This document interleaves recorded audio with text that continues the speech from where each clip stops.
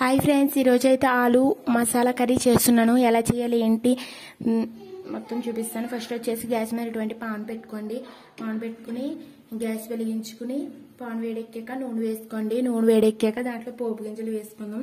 నూనె అయితే వేడెక్కింది. పోపు గింజలు ఏంటంటే కొద్దిగా ఆవాలు, కొద్దిగా జీలకర్ర, ఒక ఎండుమిర్చి, ఒక పచ్చిమిర్చి, కరివేపాకు వేసుకున్నాము.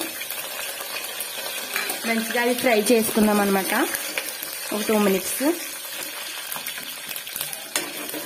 అవి మంచిగా 2 minutes ఫ్రై అయిపోయినాయి. నెక్స్ట్ వచ్చేసి మనం ఆనియన్ పేస్ట్ వేసుకుందాము.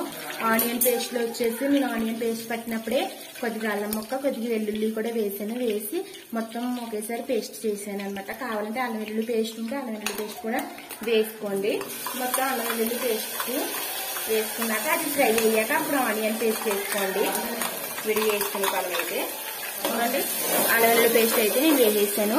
మంచిగా అది బాగా ఫ్రై చేసుకుందాం అనమాట మనం. అంటే ఉల్లిపాయ అయితే మంచిగా ఫ్రై అవుతుంది ఫ్రెండ్స్. చూడండి, అవి ఫ్రై అవుతూ ఉండగా మనం కొద్దిగా పసుపు వేసుకుందాం. ఫస్ట్ ఒక 1/2 స్పూన్ పసుపు వేసుకోండి. తర్వాత ఉప్పు ఫుల్ స్పూన్, 1 స్పూన్ వేసేసుకోండి.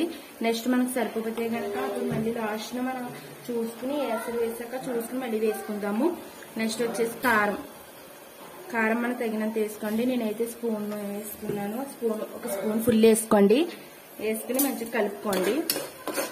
మొత్తం అన్ని కలిసేదాకా మంచిగా కలుపుకోండి ఫ్రెండ్స్. దాంట్లోనే మనం కారం అవి వేసుకున్నాం కదా. నెక్స్ట్ కొద్దిగా మనం చికెన్ మసాలా వేసుకుందాము. చికెన్ మసాలా వచ్చేసి ఒక 1/2 స్పూన్ వేసుకోండి. ఎక్కువైతే మనకు ఘాట్ అయిపోద్ది కదా. ఒక 1/2 స్పూన్ వేసుకోండి, సరిపోద్ది. 1 స్పూన్ వేసుకుని మంచిగా కలుపుకుని మంచిగా అది ఉల్లిపాయ పేస్ట్ మంచిగా ఫ్రై అవనిద్దాము. ఆనియన్ పేస్ట్ మంచిగా ఫ్రై అయిపోయింది ఫ్రెండ్స్. తర్వాత అయితే మనం ఆలుగడ్డ ముక్కలు వేసుకుందాం అనమాట. ఆలుగడ్డ ముక్కలు వచ్చేసి మన ఇష్టం. నేనైతే ఈ సైజ్ కోసుకున్నాను. మన ఇష్టం, ఏ సైజ్ కావాలంటే ఆ సైజ్ కొనుక్కోండి. కానీ బాగా చిన్నగా వద్దు, కొంచెం సరిపడి సైజ్ కోసుకుంటే బాగుంటుంది అనమాట. అలాగే నీళ్ళు లేకుండా నీళ్ళు ఆగొట్టుకుని మంచిగా ముక్కలన్నీ వేసేసుకుందాం మనం. ఈ ముక్కలన్నీ వేసేసుకున్నాం కదా. మంచిగా మసాలా అంతా ముక్కలకు పట్టేలాగా మంచిగా కలుపుకోండి. మొత్తం ముక్కలన్నీ మసాలాలకు పట్టాలి. విజిల్ పెట్టుకుందాము. వాటర్ అయితే ఒక బుల్లి గ్లాస్ వాటర్ తీసుకోండి. ఎక్కువ తీసుకోవద్దు, ఎందుకంటే ఎక్కువ తీసుకుంటే మనం విజిల్ అయిపోయాక కూడా ఎక్కువ వాటర్ వచ్చేస్తాయి అనమాట. ఎక్కువ వాటర్ ఉండిపోతాయి. అందుకని మనకి ఎంత కావాలో అంతే తక్కువ వేసుకోండి వాటర్. ఇంకోండి, నేనైతే ముక్కలు ఉడికిలాగా మంచిగా పాల్లోనే కాబట్టి ఉడికిపోతాయండి. డైరెక్ట్ అయితే మనం కొంచెం నీళ్ళు ఎక్కువ వేసుకుంటాము.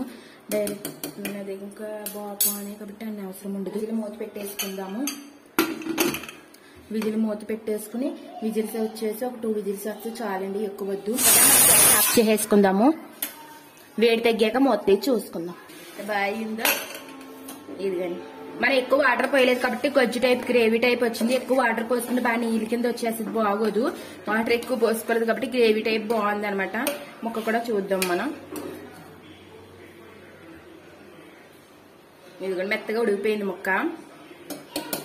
ఇంకా మన ఎక్కువ విజిల్స్ అయితే ఇంకా బాగా మెత్తగా అయిపోద్ది. ఇలా సరిపోద్దండి. మసాలా కర్రీ కదా, ఇలా ఉంటేనే చాలా బాగుంటుంది. మన గిన్నెలోకి తీసుకొని చూద్దాం. ఓకే ఫ్రెండ్స్, ఇదిగోండి కూర అయితే రెడీ అయిపోయింది. ఆలు మసాలా కర్రీ. దీంట్లో నేను కొత్తిమీర ఒకటి మిస్ అయ్యింది. కొత్తిమీర సేఫ్ గా ఉంటే ఇంట్లో వేసుకోండి, లేకపోయినా పర్లేదు. టేస్ట్ అయితే బాగుంటది. ఇంకోండి, నా బంగాళదుంప కూర మీకు నచ్చినట్లయితే ఒక లైక్ చేయండి, షేర్ చేయండి, కామెంట్ చేయండి, అలాగే సబ్స్క్రైబ్ చేసుకోండి ప్లీజ్ ఫ్రెండ్స్. సబ్స్క్రైబ్ అయితే